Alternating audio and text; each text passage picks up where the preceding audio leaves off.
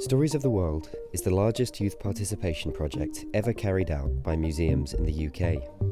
In the spirit of the London 2012 Games, Stories of the World welcomes the world to Britain by using our rich collections to tell inspirational stories about the UK's relationship with the world. Stories of the World at the Jeffrey has just allowed us to work with young people on such a great scale, from volunteering opportunities, paid opportunities, creative opportunities, that we wouldn't have been able to do without Stories of the World. It's changed the way that we look at our collections, the processes we have for putting on exhibitions.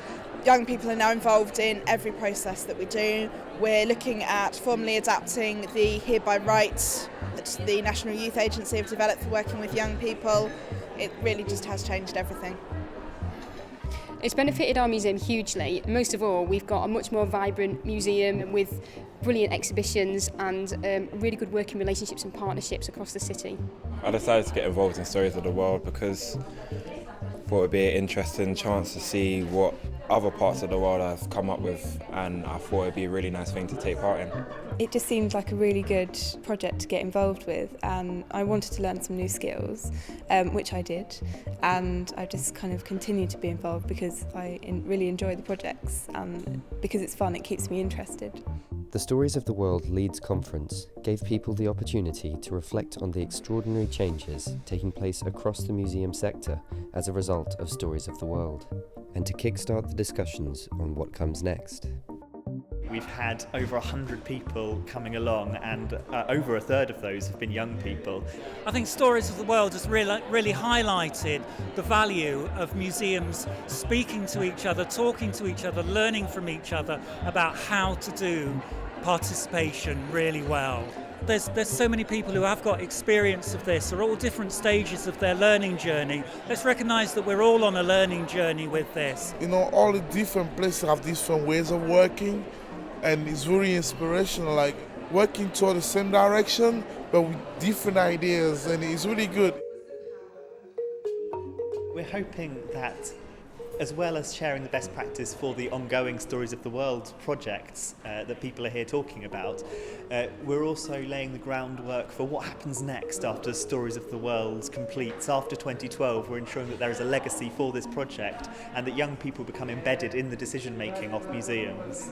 I never thought museums could have such life and such vibrancy. Being involved in like the educational side of things and being involved with young people and doing these projects, it kind of brings the museum's collections to life. I'm more aware of museums now. I'm like, okay, museums are cool places. I want to go and see the Science Museum. I want to go and see this museum. The advice that I'd give to museums considering working with young people is the amount of work that you put in, you will get back tenfold from young people.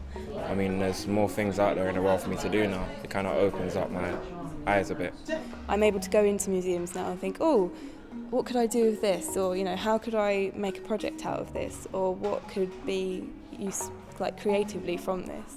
The biggest thing I've learned is to have faith in the collections of the museum, because the thing that we offer that's unique is behind the scenes access to the objects, and in all the projects that's been the common denominator. The thing that's been popular in some cases the thing that's been absolutely the most popular has been the chance to go behind the scenes, to look at objects, to explore the stories behind the objects. If you're planning to work with hard to reach young people, then do it in partnership with organisations who are already reaching out to them, rather than trying to get out there on your own, because those people have got such skills and experience already. But then once you've begun to reach the young people themselves, of course, are the best advocates for you, because they will help you reach other young people. Public speaking, like written work, my time management, organisation, it's helped with everything really. Now I enjoy actually being a voice, like a representative for young people, and now I just feel like I've given something back to my communities. I feel really invigorated and impassioned